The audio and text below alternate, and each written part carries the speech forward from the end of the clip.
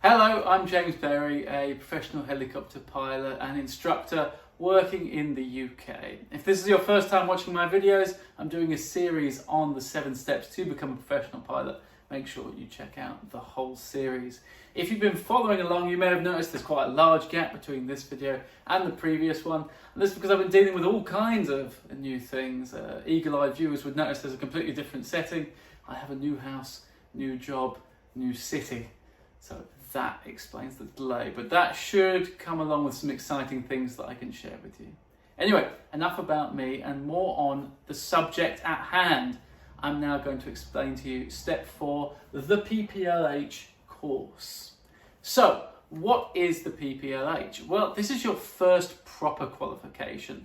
This is something that will enable you to take your friends and family flying, but with no remuneration or profit. It's a really big step and I'm excited for you to take it. It's going to take some work though.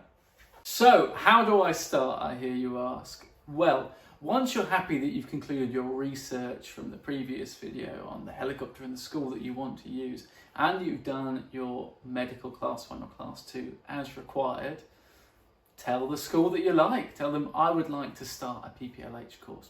At which point they will likely be jumping for joy in anticipation, but also present you with some price plans for you to look at. Now, most of these are aimed at the more money you're willing to pay up front, the less it costs per hour. So this does work quite well for the both of you. But there is a word of warning with these. Flight schools, they can go bust. It's far more common with fixed wing than with rotary. But I do personally know someone who's lost £10,000 from a flight school going bust while they still had money in with the school. So if you're anything like me and you only have one shot, one pool of money with which to draw on for your education, then don't go into one of these deals too rashly. Don't get overexcited and pay all that money up front. And talk to the boss of the school. I'm not going to name names here, but I've been able to come to deals and agreements with many people in industry who've helped me a lot along the way. Now we know how to start the course. It's quite simple really. You just tell them I want to begin. Let's talk about the nuts and bolts and the minimums. Okay, I stress that these are the minimums we're going to start talking about. So 45 hours of flight training is the minimum for your PPLH. Okay, that's 35 hours of dual instruction and 10 hours of solo supervised flight. And that's where you go off by yourself for a series of exercises, navigation and general handling, and your instructor has a heart attack. I'm kidding about that bit. In these 45 hours, you have a series of 30 exercises, and I'll put a link to a list in the description. And you have to reach a proficient level in these exercises, okay? And by proficient, I really mean conscientious and safe. You don't have to be perfect. And it's important that you understand this going into the PPLH. You're not going to be an ace pilot from day one. It takes a lot of time. I'm not an ace pilot. I may make individual videos on the exercises if you request them, but there's a lot to go into there, and your instructor will cover most of that with you. But if you do heavily request something, I will do something. There are also 9 accompanying ground theory exams, and you're going to see those just come around the screen now, and I'll put a list in the description as well. I can help you with those, and I'll come on to that at the end of the video. Some minimum ages it's good for you to know if you're a young viewer of mine. 17 years old is the minimum age for the issue of a license. 16 is the minimum for going solo, and 14 is the minimum if you'd like to log flight time. So I really wouldn't recommend starting your training any earlier than 6 months before your 17th birthday. Now that we've addressed the minimums, shall we talk about the reality? Because I want to set your expectations. I've never seen the minimums met by anyone other than ex-military pilots who already have a whole career in flying, or someone with extensive experience in another form of flying. I was having a conversation some time ago with a very, very experienced instructor and examiner, and he said to me that an 18-year-old may be able to meet the minimum requirements, may be able to do the 45 hours. But for every year you are over, you should add an hour to your training, plus 10% of a fluff factor. And what I mean by this is, theoretically, a 30-year-old would then take 62.7 hours. A 50-year-old would take 84.7 hours, and an 80-year-old would take 117.7 hours. I hope that makes sense. He did stress to me that this has no scientific backing whatsoever, but he has seen that this is quite an accurate trend.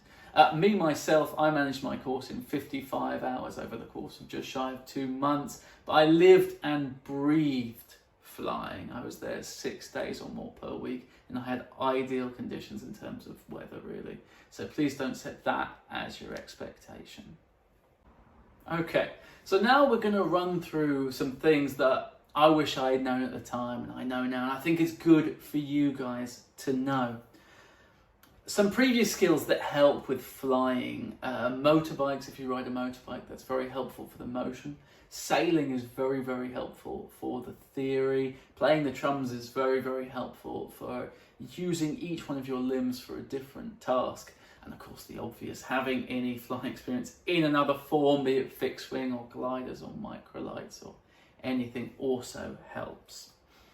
Don't have any hang-ups about how long it takes you to go solo. This is not something that is even really remembered on the grand scheme of things, or how many hours it takes you to complete the course.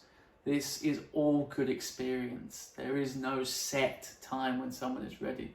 You're ready when you're ready, and you wouldn't want to be set off into the world prematurely, would you? I've seen a PPL take as long as 350 hours, but that person is now a very, very proficient pilot. And I understand there are, of course, financial limits to what people can do. So I would stress that that isn't a datum. But the point is that the experience is all good. Nothing is wasted, and I want you to remember that, if nothing else. If you want to be a commercial pilot, it's very important that you come from day one with that attitude. Okay, you need to come, and as you gain proficiency and knowledge how to check the aircraft, how to do briefings, start coming with these things prepared. Read the lesson notes before you come in. Brief yourself on the exercise. Read your pilot's operating handbook once you know what that is. Take it upon yourself. We're training you to become captains, so you need to try and start acting like a captain as early as possible. One of my biggest pet peeves is when I have late stage students who are basically ready for test. They come in for their lesson 5 minutes before, or sometimes even late, and they ask me what the weather's like. It's too late for that. You need to have already known. When you come in, you need to be ready to fly. All the prep work should already be done. Now, we'll hold your hand to some extent when you're starting learning, but through time, we want to hand all of that over to you. If you're unsure about what to prep for yourself, just ask. I'm more than happy. Even you can ask me. I'm more than happy to advise you on that. Another thing, get ahead on your theory. I've seen that hold a lot of people back. They're basically ready to be tested, but they haven't done all of their theory. Try to fly as frequently as possible. Twice a week, a double session, which is a period of 4 hours in which you will fly 2 1-hour lessons.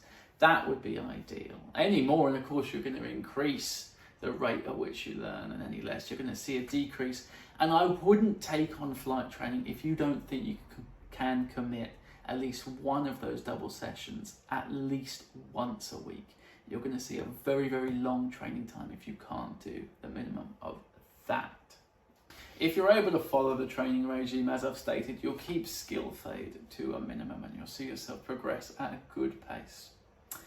In 2023, I would expect to set aside £25,000 to £30,000 and 6 to 12 months to complete your PPLH. These are guidelines. You might be able to do it faster. It might also take longer. This is just a rough estimate for you to have an idea of what you need to do.